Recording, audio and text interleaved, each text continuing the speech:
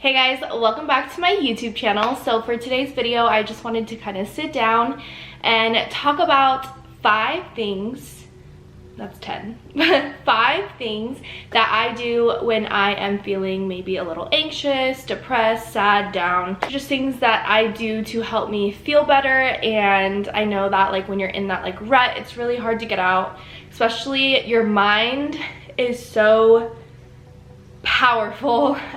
So if you have like those negative thoughts, these will hopefully help you because they definitely help me, and I just wanted to sit down and share. So there's definitely a lot more things than just 5, but these are the 5 things that I do myself that really help me and I like them, so I thought that I would share. So the first thing I'm gonna mention is this book right here. This is called The Language of Letting Go, Daily Meditations on Codependency, and it's from Melody Beattie. So she has a couple books that I also recommend, but any kind of like self-help book that fits your style. I tried like workbooks. I really like this because I'm not a big reader, so it's hard for me to kind of sit down and read a whole chapter of something. But this I really like because you just basically open up to the specific day. Okay, so July 1st it says receiving. And this one's actually like really short. I don't know if you guys can see, but it's just this little paragraph. So July 1st, receiving. Here is an exercise. Today, let someone give to you. Let someone do something nice for you. Let someone give you a compliment or tell you something good about yourself. Let someone help you. Then stand there and take it. Take it in. Feel it. Know that you are worthy and deserving. Do not apologize. Do not say you shouldn't have. Do not feel guilty, afraid, ashamed, or panicky. Do not immediately try to give something back. Just say thank you. And then it also has like a little prayer. So the prayer that goes with that little excerpt is, today I will let myself receive one thing from someone else, and I will let myself be comfortable with that. I highly recommend this. I've learned so much. So what I do is I actually pair it with journaling. So I will like journal and then I will read this, or I'll read this first and then journal, but I really like to do the two together. That way I'm not forgetting to do one or the other. It's just like a package deal. But any type of self-help book, I just feel like it's super helpful, and it's kind of like therapy where you read something and it really resonates with you and you're like, whew, you're like mind blown because you're like, oh my God, I totally relate. So this is my journal. It is very like used. That's the word. So I just have like some special stuff in here, and then I also just have like all my journals, and I actually only have, let's see, I only have like this much left. So I've like really gone through it, and it's definitely a little difficult to get into journaling at first.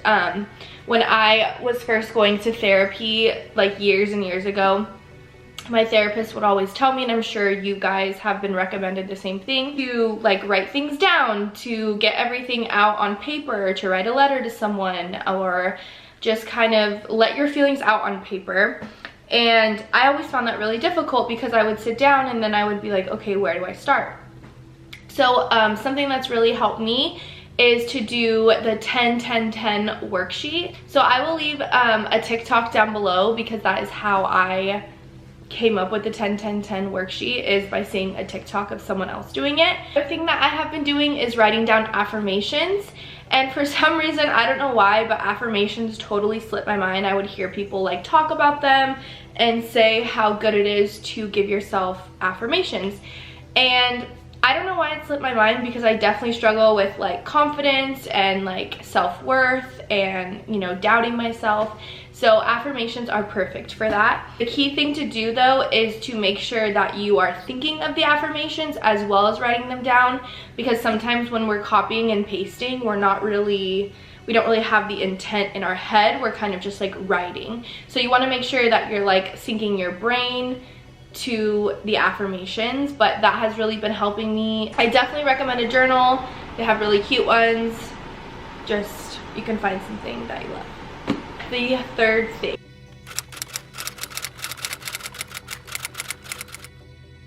I I like to follow certain mental health accounts on Instagram.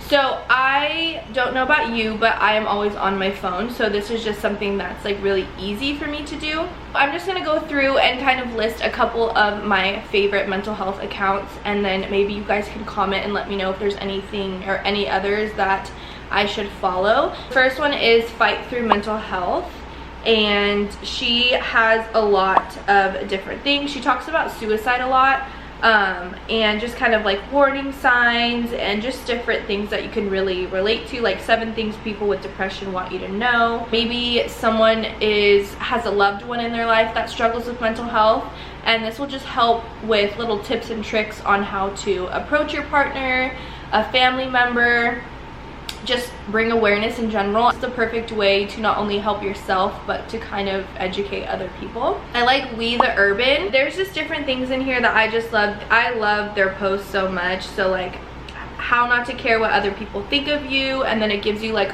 a whole bunch of tips. I like to post these on my Instagram as well. It really reminds me, you know, throughout the day if I'm just like scrolling through Instagram and I come across something and it's like how to help with self-love, you kind of just get that like reminder. So I really like that. I'll leave everything that I mentioned down below. So there's a bunch. There's also like Mental Health America. There's more like not like doctor, but more like medical terminology. There's like a whole bunch of like self-love. You can just kind of find something that, like say you're struggling with self-care, you might want to follow a page that has to do with self-care.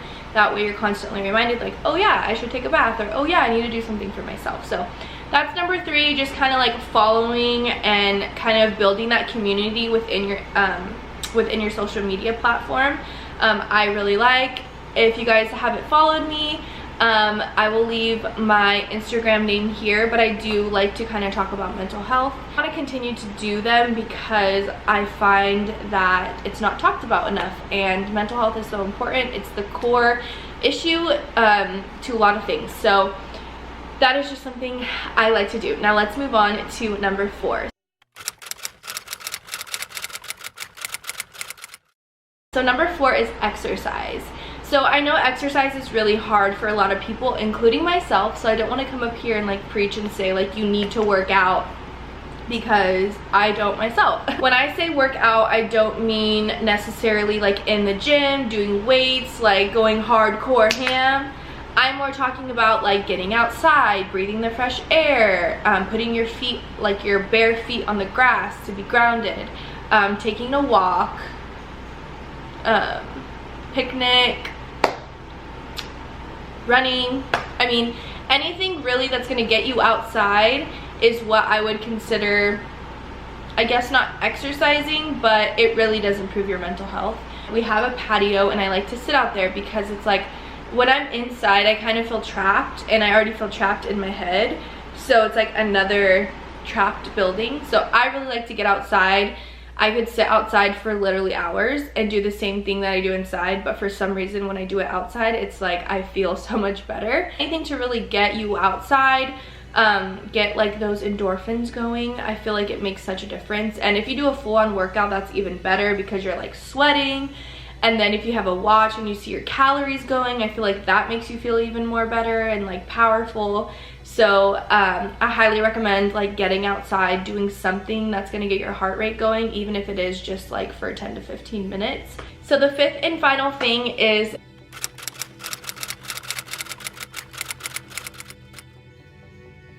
therapy.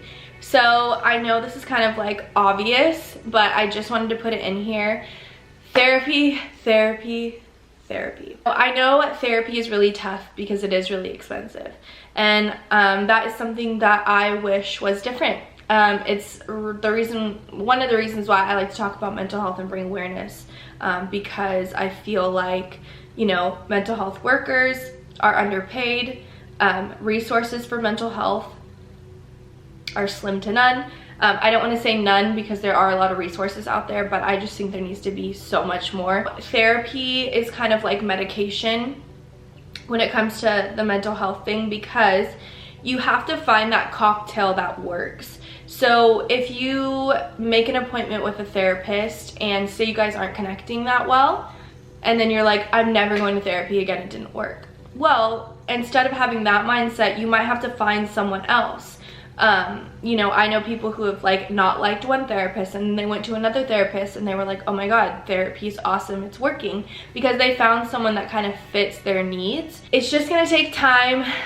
Unfortunately, mental disorders, mental health, it's not something that's just gonna go away. It's all about kind of dealing with it and making it a little easier, and so therapy has helped me tremendously. I've been going to therapy now for I don't even know how long, probably like 7 years, and it has totally changed my life. It is scary, I'm not gonna lie, you know, it is frightening even for me, someone who's very open with their feelings. Like, I know a lot of people who don't really share their feelings, and I'm like the opposite. Like, I am very open and it's just easy for me to talk about my feelings. The majority of people don't really talk about their feelings, and I think that's why you see a lot of people when they get older, their life kind of crumbles because they had been pushing all those feelings to the back of their head for so many years that eventually you're gonna break, and some people just aren't able to handle that. Being open and letting people see who you are and being vulnerable is actually really powerful,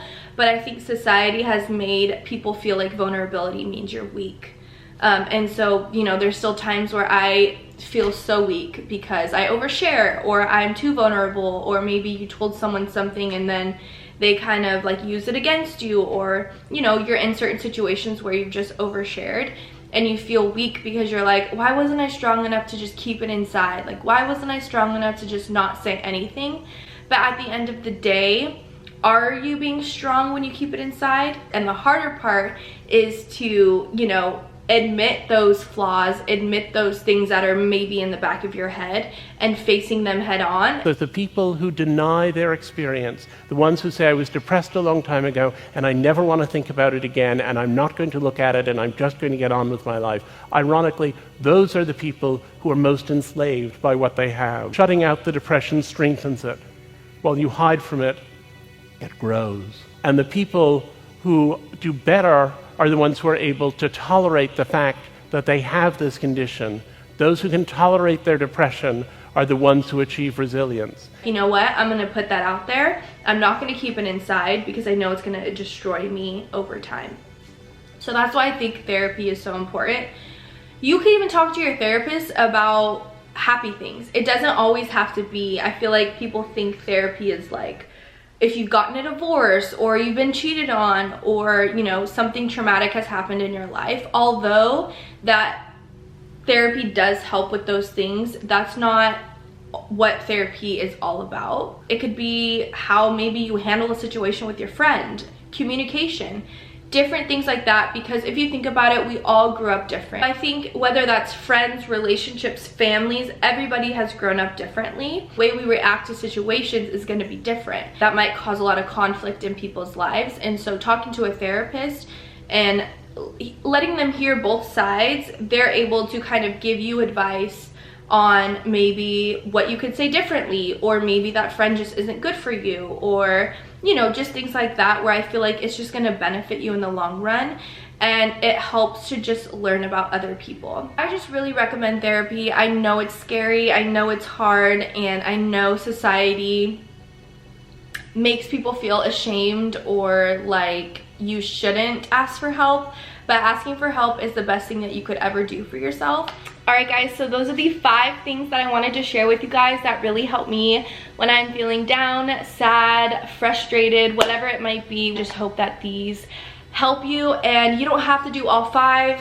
I know all 5 is a lot, but even if you just like take 1 or 2 things and kind of implement them on or in your life the way that you see fit, I really hope that this helped you guys, educated you a little bit, and I will see you guys in my next video. Bye.